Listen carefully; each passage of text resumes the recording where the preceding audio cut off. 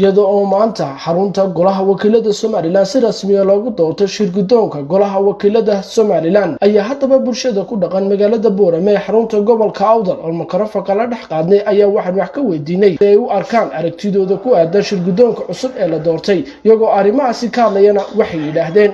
waxa ilaahay xamdigiya maanta ummadda reer Soomaaliland waxay u codaysay isbedel dhab ah iyo codaysay isbedelkiina waxaad ka arkaysaa hadday tahay golaha deegaanka oo maayaradii lagu kala baxay maanta u dambaysana waxa lagu kala baxay shirgudoonkii golaha baarlamaanka waa alxamdulillaah baan leenahay hambalyaan leenahay inta guuleysatay dhammaan aanu hambalyeynayna waxaan kaloo hambalyo iyo salaam u diraya iyo mahadnaq u diraya isbahaysiga xisbiyada isbahaysiga ee mucaaradka ee ku guuleystay maanta shirgudoonkii iyo labadii ku xigeenba ku guuleystay waxaa kaloo iyagana hambalyo u diraya shacab weynaha Soomaaliland meel kasta joogaan baan leeyahay isbedelkii aan doonayay maanta inuu ka wangaadhnay Allah inoo kadbo midhaheedaan goosan doonay haddii la yidhaaho maanta waxaan hambalyo halkan uga dirayaa dhammaan shacabka reer Soomaaliland gaar ahaanna isbahaysiga mucaaradka oo ku guuleystay gudoomiyihii baarlamaanka kulley maanta waxa ka dhacay waa taariikh Soomaaliland waxaan kaloon hambalyeynayaa gudoomiye ku xigeenka labaad Ali Xaamud Jibriil oo loo doortay gudoomiye ku xigeenka labaad isna aad iyo aad baan hambalyeynaya oo ka soo jeeda gobolka Awdal halka waxaan hambalyo uga dirayaa gudoomiyaha la doortay Cabdirasaaq Khaliif oo lagu doortay cod aqlabiyada 42 cod iyo ku xigeenkayga oo aad iyo aad u hambalyeynayo Ali Xaamud Jibriil sidaan rabnay buu dhacay sidaan ku wadnay buu dhacay waa lagu kala calaf qaaday Cabdirasaaq Khaliif waxaan leenahay haddaanu nahay reer Awdal hambalyo annaga isbahaysiga sidanta noogu jirtay xildhibaan Yaasiin Faratoonna waxaan leenahay si fiican baa u tartantay laakiin baashu waa ka hoosbooday saaka waxaan saaka halkan hambalyo uga diraynaa baarlamaanka Soomaaliland oo loo doortay garabkii isbahaysiga Cabdirasaaq Khaliif Axmed iyo gudoomiye ku xigeenka oo loo doortay xildhibaan Isgiire iyo Ali Xaamud Jibriil gudoomiye ku xigeenka labaad oo si gaar ah uga hambalyeeyno maadaama gobolka Awdal nahay maanta waxaan hambalyeynaa shirgudoonka golaha Soomaaliland golaha wakiilada oo maanta doortay shirgudoonkoodii kulli aanu sidaan rabay u dhacday waxaan taageersanaa Cabdirasaaq Khaliif in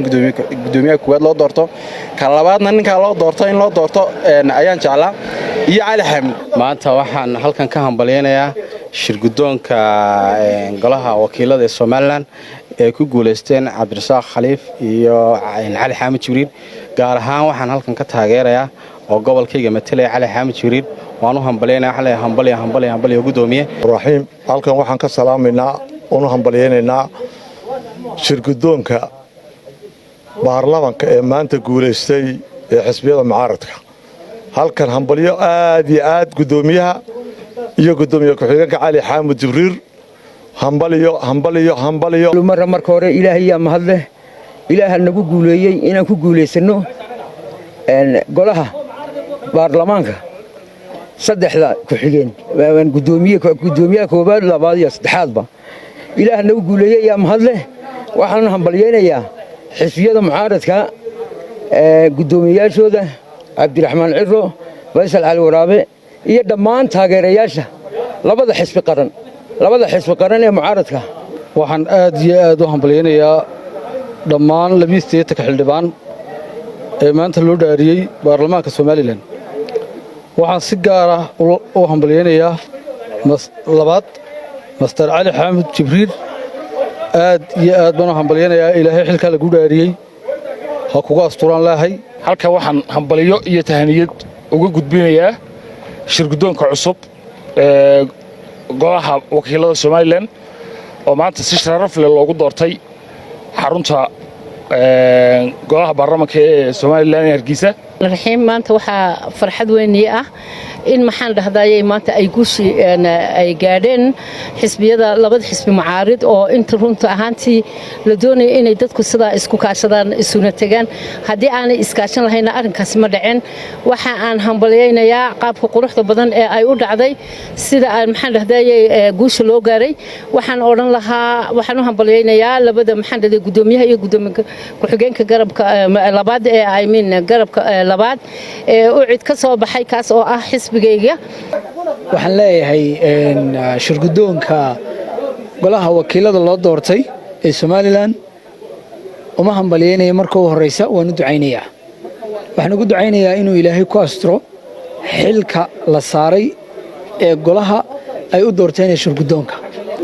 maanta waxaan halkan hambalyo ugu dirayaa xukuumadda Soomaaliland ee suuro gelisay in uu qabsoomo doorashada shirgudoonka guud ahaan Soomaaliland waxaan kaloo mar labaad ku hambalyeeynaa doorashadii guud ee ahayd doorashadii isku sidkanayd ay qabatay xukuumaddu maxamed xasan ismaaciil shabere wararka telefishinka sahan magaalada Boorama